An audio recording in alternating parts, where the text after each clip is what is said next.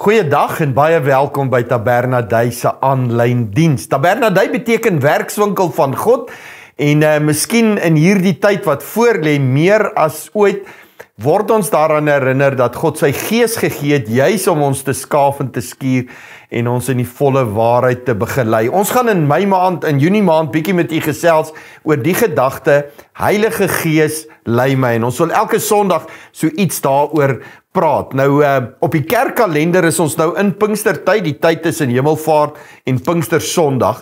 En ek wil bietjie met jou net praat oor die gedagte van wag. So partykeer is Pinkster amper 'n woord wat vir mense vreesaanjaend geword het, maar dit beteken mos maar net 50.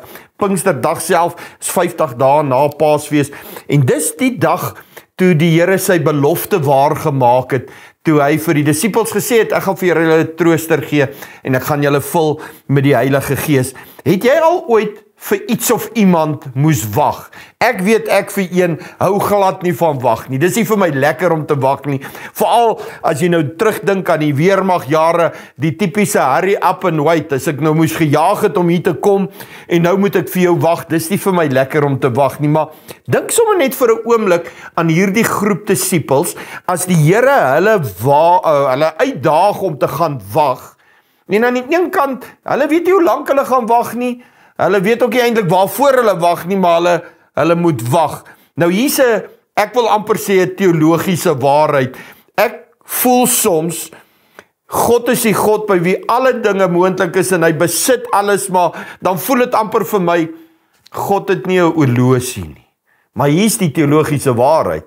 God is nooit laat nie. Vir jou en my raak dit ongemaklik om te wag, maar hy is nooit laat nie. Nou, as ons so bietjie in die Bybel gaan indelf, dan sien ons daar in Lukas 24 vers 49, en voordat ek dit lees, kom ek agter terwyl ek voorberei, ek het eintlik partykeer die Here verkeerd aangehaal, want ek dink baie keer aan Matteus 28:19, en dan sê ek, Jesus se laaste woorde was, toe hy gesê het, gaan, maak disippels en doop hulle en leer hulle, maar sy laaste woorde was nie die gaan nie, sy laaste woorde was wag. En nadat julle gewag het, dan moet julle gaan. So kom ons lees dit. Lukas 24:49. Kyk, ek sal die belofte van my Vader aan julle stuur. Julle moet in die stad bly. Met ander woorde, julle moet daar wag totdat julle van God af met krag bemoedig is. Handelinge 1:4.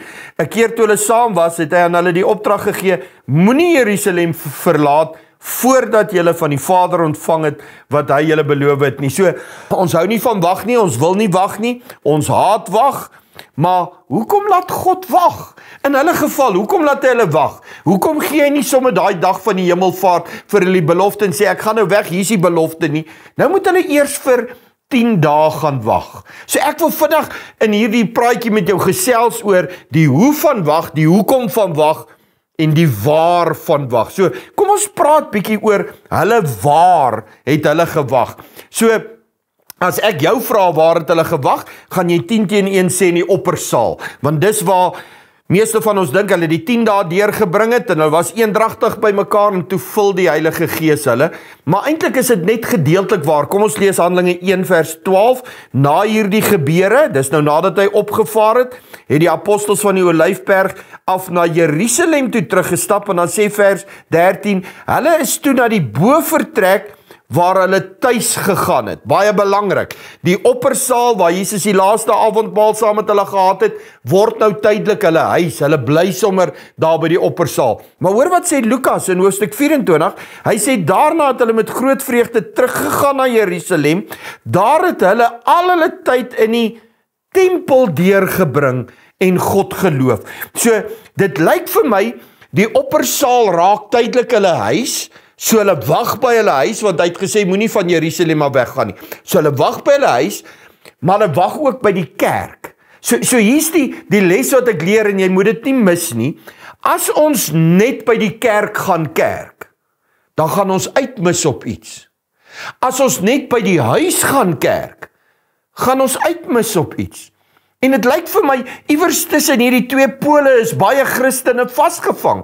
Party mense voel dis genoeg as ek op 'n Sondag kerk, by die kerk. Ander voel, veral na COVID, dan voel hulle, ek het nou gewoond geraak om by die huis te kerk. En hulle kerk nie meer by die kerk nie, hulle kerk net by die huis. Maar iets van hierdie disippelse wagtydperk sê, hulle het gekerk by die huis en by die kerk. Hulle het verhouding gebou met God by hulle huise en by die kerk. En as jy 'n verwagting het in hierdie Pinkstertyd, dat God jou gaan aanraak en nuwe krag gaan gee, en sy beloftes in jou lewe gaan waarmaak, het jy nodig om op al twee plekke te wag. Handelinge 2:46, hulle het almal elke dag getrou by die tempel by mekaar gekom en van huis tot huis die maaltyd van die Here gevier. Albei, Handelinge 5:42, hulle het in die tempel en van huis tot huis by mekaar gekom. Paulus praat gereeld in sy briewe met mense, dan sê hy stuur groete vir die mense by die kerk in jou huis. Jesus sê die grootste gebod, God die Vader lief hê met jou hele hart en siel, maar ook mense soos jouself. So dit lyk vir my, as ons die hele Bybelboek wil opsom, gaan dit oor 'n verhouding met God en 'n verhouding met mense. En as ons gaan begin wag vir vervulling van God se beloftes, moet jy hierdie twee areas in jou lewe voed. Jy moet verhouding bou met God, jy moet verhouding bou met mense. Maar selfs hierdie verhouding bou met mense, kan by jou huis gebeur, dit kan by die kerk gebeur. Jou verhouding met God, kan by die kerk gebeur, dit kan by die huis gebeur. Waar wag jy op God se beloftes? Waar gaan jy bou en groei in jou verhouding met God? Want dis waar God sy beloftes vir jou gaan waarmaak. As jy 'n verwagting het in hierdie Pinkstertyd, vir iets vars en niets in jou gees, as jy dalk hoop en vertrou, die Here gaan jou die eerste keer vul met sy Heilige Gees, hier's my uitdaging. Doen moeite om by die Here uit te kom by jou huis, maar doen moeite om saam met ander gelowiges by die kerk uit te kom. Hier's die tweede antwoord wat ek wil gee. Hoe het hulle gewag? Gebed het vir hulle 'n verskriklike belangrike rol gespeel in hulle alledaagse verhouding met die Here. En dan voel dit vir my, in die hedendaagse kerk, sit ons nie meer dieselfde klem op gebed as in die vroeë kerk nie.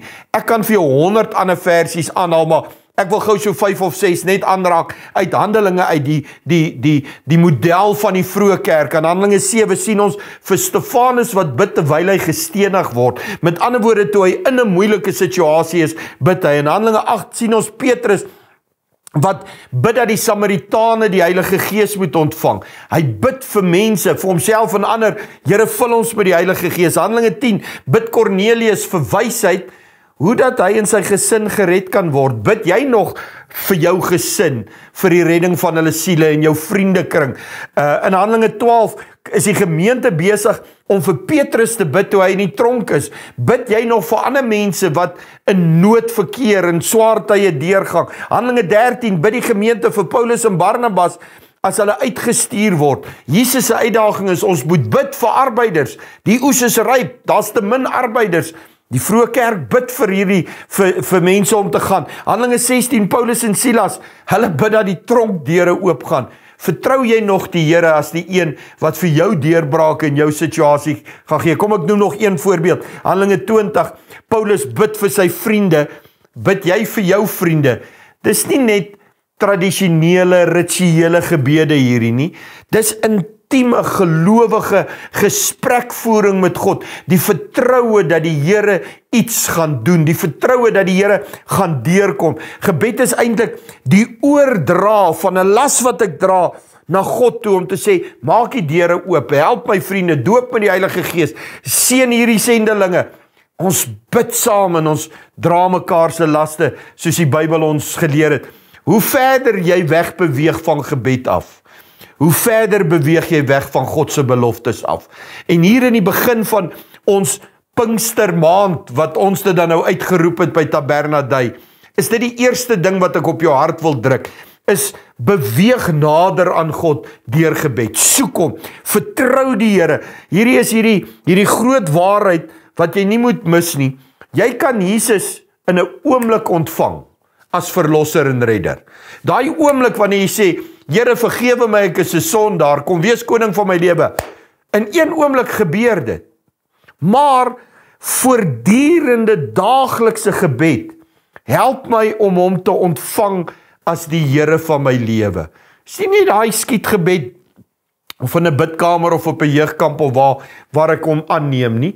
Elke dag het ek verhouding met hom. Handelinge 1 sê dit van die kerk, hulle het almal saam aanhou bid. Die Amplified Bible sê dit so, hy sê, devoting themselves to prayer. Dis 'n toewyding, eenmalige gebeurtenis om gedoop te word met die Heilige Gees. Kan jy nog onthou toe jy dit ontvang het, as jy al daar was? Dit was 'n wonderlike belewenis, maar dis hierdie voortdurende daaglikse proses om dit te ontvang in elke area van my lewe. Hierdie daaglikse ontvangs van Jesus as Here, hierdie krag en die leiding van die Heilige Gees, kom slegs deur voortdurende gebed. Ons mis die feit dat selfs Jesus gebid het voordat hy gedoop is met die Heilige Gees. Ons sien dit daar in Lukas 3. Sê dit, terwyl hy bid, het die hemel oopgegaan.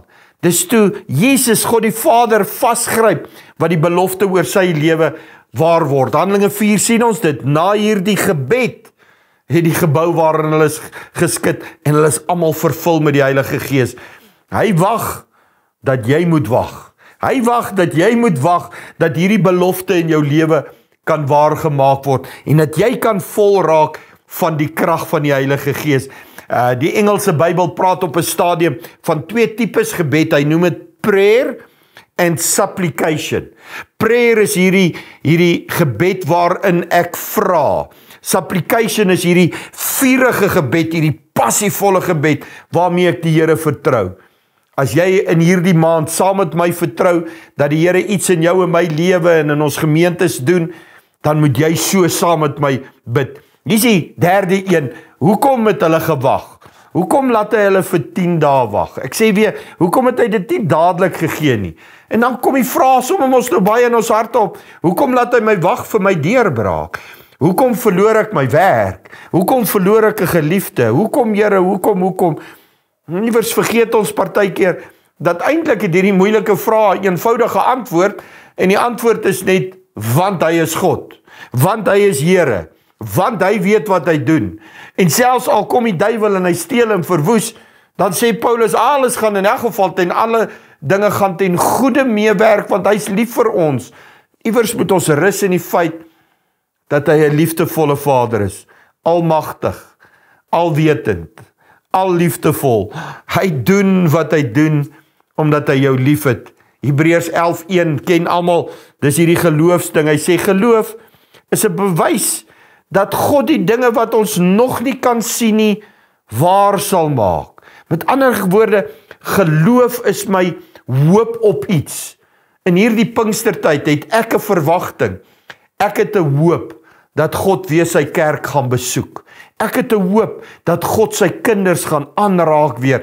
Die Heilige Gees is reeds uitgestort 2000 jaar terug op Pinksterdag. Maar ek soek iets vars in my gees. En ek vertrou die Here dat daar iets in jou gees gebeur. Klaagliedere 3 sê, dit is goed om geduldig te wag. God gee belofte. Miskien kan ons dit nie dadelik hanteer nie. Miskien moet daar tyd verloop voordat hy dit waar maak. Miskien is dit juis wanneer ek wag op hom en ek groei in my intimiteit met hom, wanneer ek meer gereed is om hierdie krag te ontvang. Later in die maand gaan ons praat oor hoe gevaarlik hierdie krag kan wees. Dit is baie funksioneel, maar dit kan ook gevaarlik wees as ons dit nie reg hanteer nie. Ek bid dat daar in jou hart iets gebeur vandag, wat sommer net weer geloof opwek en sê, God het 'n belofte gemaak, dat alle mense hierdie krag kan beleef, ek en jy ook, en dat hy dit vir ons wil gee. Maar dan moet jou hart reg wees, jou gees moet voorbereid wees, jy moet honger wees, jy moet soek daarvoor, jy moet saam met my hierdie tyd God vasgryp en hom vertrou, dat hy die belofte vir jou waar maak. Kom ons bid saam. Vader, dit is nooit lekker vir ons om te wag nie, maar die disippels is aangenaam verras gewees. Ek weet nie wat hulle gedink het toe hulle moet wag vir iets wat hulle nie weet waarvoor hulle wag. En na die 8ste en die 9de dag dalk al moedeloos was nie, maar hulle deurgedruk en toe gee U hierdie belofte. En dit het nie net hulle lewens nie, dit het ons lewens vir altyd verander, die uitstorting van die Heilige Gees. Ek bid vir elke gelowige mens, Elkeen wat glo dat die Bybel die waarheid is, en daarom glo dat sy beloftes vasstaan, dat ons in hierdie tyd God se aangesig sal soek, dat ons sal kerk by ons huise, maar dat ons nie die onderlinge byeenkomste sal nalat nie, dat ons sal gaan daar waar klein groepe by mekaar kom, gaan daar waar ons kerk by mekaar kom, en dat ons die Here se aangesig sal soek, en dan bid ek, Here, kom besoek ons vars en nuut met die werk van U Heilige Gees. Ons bid dit in U kosbare naam. Amen.